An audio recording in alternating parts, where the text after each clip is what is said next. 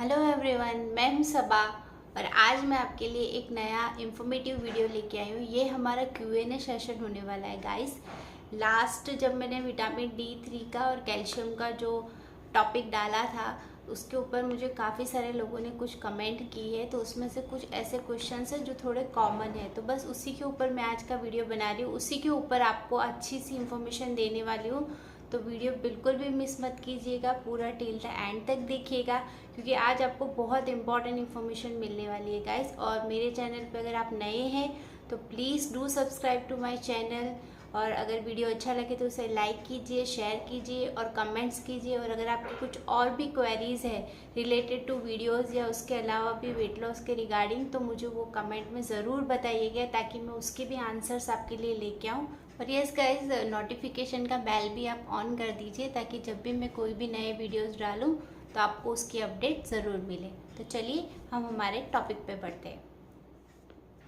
यहाँ पे कुछ कमेंट्स थे, उसमें कुछ कॉमन क्वेश्चन है जो मैंने यहाँ पे ले लिए हैं, तो उसी के मैं आंसर करने वाली हूँ। तो उसमें एक क्वेश्चन ऐसा था कि जो बहुत ज़्यादा कॉमन था कि आपको बहुत ज़्यादा जॉइंट पेन रहता है, एज वेल एज अगर आपके फादर मदर है तो सीनियर सिटीज़न है तो उन लोगों को भी काफ़ी जॉइंट पेन की या फिर ओवरऑल बॉडी के अंदर पेन की बहुत ज़्यादा प्रॉब्लम्स है। एज वेल एज आपने पूछा था कि विटामिन डी हमें लेना है तो कौन से फॉर्म में लेना है, तो उसी ही सारे क्वेश्चंस के मैं आज आंसर करने वाली हूँ। तो चलिए बढ़ते हैं हमारे टॉपिक की और इन्फॉर्मेशन। तो इफ़ सपोज अगर आपको एक्सट्रीम जॉइंट पेन है, राइट, तो एक्सट्रीम जॉइंट पेन होने के सिर्फ विटामिन D3 एक ओनली रीज़न नहीं है गाइज, उसके काफ़ी सारे दूसरे भी रीजंस हो सकते हैं कि जैसे सपोज आपको कभी ब्लड के अंदर यूरिक एसिड बढ़ जाता है तो भी आपको जॉइंट पेन ओवरऑल पूरी बॉडी में होता है, एज वेल एज एथराइटिस की भी प्रॉब्लम्स आपको हो सकती है। तो अगर बहुत एक्सट्रीम जॉइंट पेन है तो आपको डॉक्टर को एक बार कंसल्ट ज़रूर करना चाहिए। ऑब्वियसली उसका सॉल्यूशन D3, कैल्शियम, मल्टीविटामिन, ये सारी चीज़ें हैं, लेकिन अगर ऐसा कोई प्रॉब्लम है तो आपको वहाँ पे ब्लड टेस्ट देना पड़ता है। उसके बाद आपका यूरिक एसिड का जो लेवल है वो चेक होता है और उसके बेस पे आपको डॉक्टर मेडिसिन रिकमेंड करते हैं। तो गाइज ये चीज़ हो सकती है। और अगर सपोज सीनियर सिटीज़न है, उनको अगर ओवरऑल बॉडी में पेन है तो हो सकता है उनको ये सारे प्रॉब्लम हो सकते हैं, एज वेल एज उनको D3 की भी कमी हो सकती है। तो बस उसी के आंसर देखते हैं कि किस तरह से वो चीज़ आप पूरी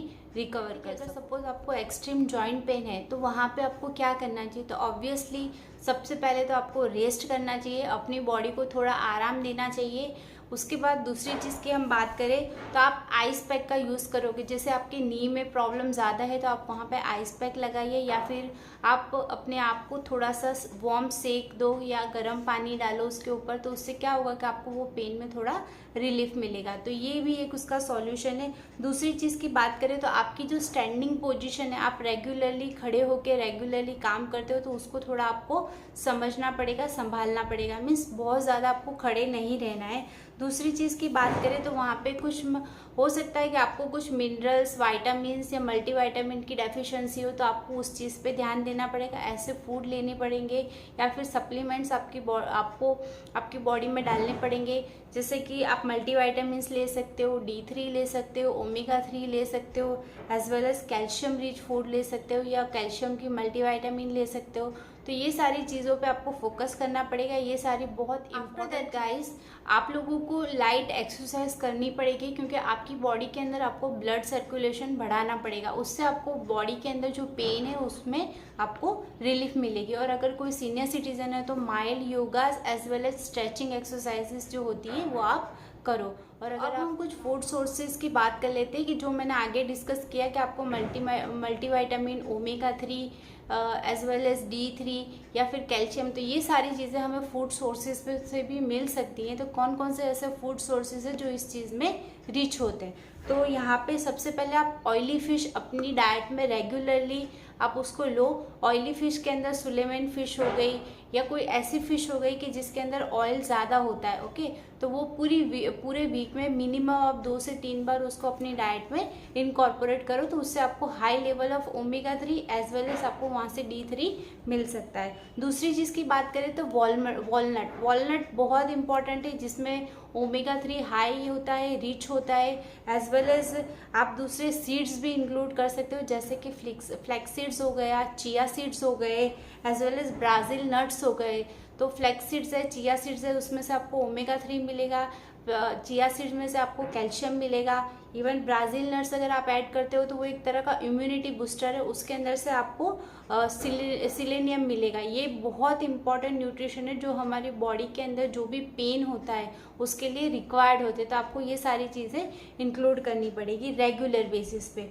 उसके बाद बात करें तो घी एक बहुत अच्छा सोर्स है ओमेगा 3 का, एज वेल एज आपकी बॉडी के अंदर जो कुछ ऐसे विटामिन होते हैं जो फैट सॉल्युबल होते हैं, तो वहाँ पे अगर आप ओमेगा 3 के लिए अगर आप घी इनकॉर्पोरेट करते हो तो बहुत अच्छे से आपके विटामिन उसके अंदर एब्जॉर्ब हो जाएंगे। तो उससे आपको ये बहुत अच्छा एक ऑप्शन है जो आप रेगुलर डाइट के अंदर 2 से 3 चम्मच रेगुलरली घी इनकॉर्पोरेट करो। अगर आपको स्पेशली नी पेन है या फिर किसी तरह का जॉइंट पेन है तो उसमें ये बहुत हेल्प करेगा आपको।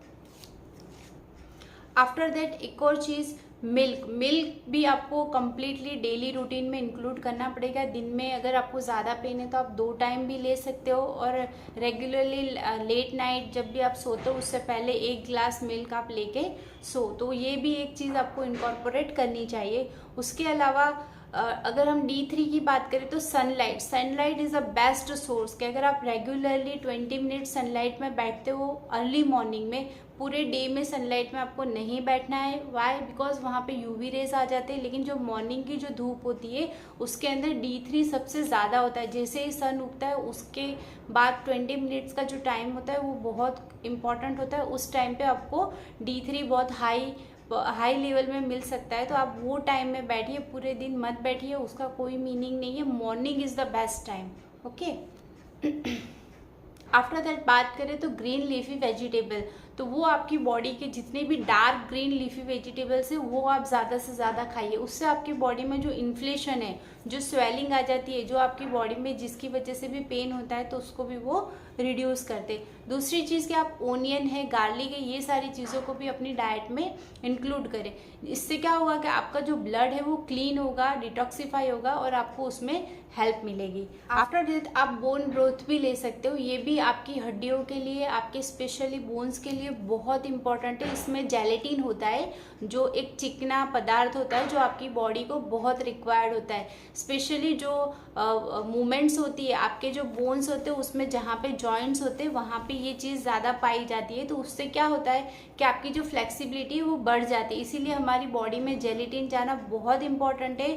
तो बोन ब्रोथ उसका सबसे बड़ा सोर्स है कि आप उसको भी इंक्लूड करो। उसको हिंदी में पाए कहते हैं, तो आप वो चीज़ भी इंक्लूड करो। तो यहाँ पे हमने देख लिया कि कौन कौन से ऐसे फूड सोर्सेज है जिसमें से हमें D3, ओमेगा 3, कैल्शियम और मल्टीविटामिन सारी चीज़ें आपको मिल सकती है गाइस। तो अब हम बात करते हैं कि D3 के मेडिकेशन की। किसी ने मुझसे पूछा था कि किस फॉर्म में लेना चाहिए, तो विटामिन डी D3 के फॉर्म में आपको लेना चाहिए। उसके मेडिकेशन की अगर हम बात करें तो सचेट आपको अवेलेबल होते हैं मार्केट में, इजीली मिल जाते हैं। वैसे उसके कोई साइड इफ़ेक्ट्स नहीं होते, लेकिन फिर भी आप, मेरा रिकमेंडेशन है एक बार आप डॉक्टर से कंसल्ट करो, उसके बाद उसे स्टार्ट करो। उसके कोई भी साइड इफ़ेक्ट नहीं है। तो वो सचेट आते हैं जिसमें 60,000 UI करके है वो, तो it's a very good source. आपको वीकली बेसिस पे लेना होता है और जिससे आपको बहुत ज़्यादा हेल्प मिलेगी आपको D3 कंजप्शन में। बट मैं आपको एक चीज़ रिकमेंड करूं कि आप रेगुलरली धूप में बैठो और ऐसे सोर्सेज और ऐसे फूड लो कि जिससे आपको D3, कैल्शियम, विटामिन्स और मिनरल सारी चीज़ें आपको मिले, स्पेशली ओमेगा 3 जो आपको लेनी चाहिए। और अगर सपोज आपको ओमेगा 3 का कोई सोर्स नहीं मिल रहा है तो आप वहाँ पे कोड लीवर ऑयल की टैबलेट्स भी आती है, आप उस चीज़ को भी इंक्लूड कर सकते हो। But ask first to the doctor, कि आपको डॉक्टर पे एक बार कंसल्ट करना चाहिए। तो चलिए गाइज, यहाँ पे मैं अपना वीडियो एंड करती हूँ। वीडियो अच्छा लगे तो प्लीज़ उसको लाइक कीजिए और अपने फ्रेंड्स में भी उसे शेयर कीजिए ताकि उनको भी इंफॉर्मेशन मिले। और ये बहुत ज़्यादा कॉमन प्रॉब्लम है तो उनको भी उस चीज़ से सॉल्यूशन, उस चीज़ का सॉल्यूशन मिले। तो चलिए गाइज, मिलते हैं एक और अच्छी वीडियो के साथ, अच्छी इन्फॉर्मेशन के साथ बहुत ही जल्दी। वहाँ तक के लिए अल्लाह हाफिज़ and thanks for watching my videos and supporting me.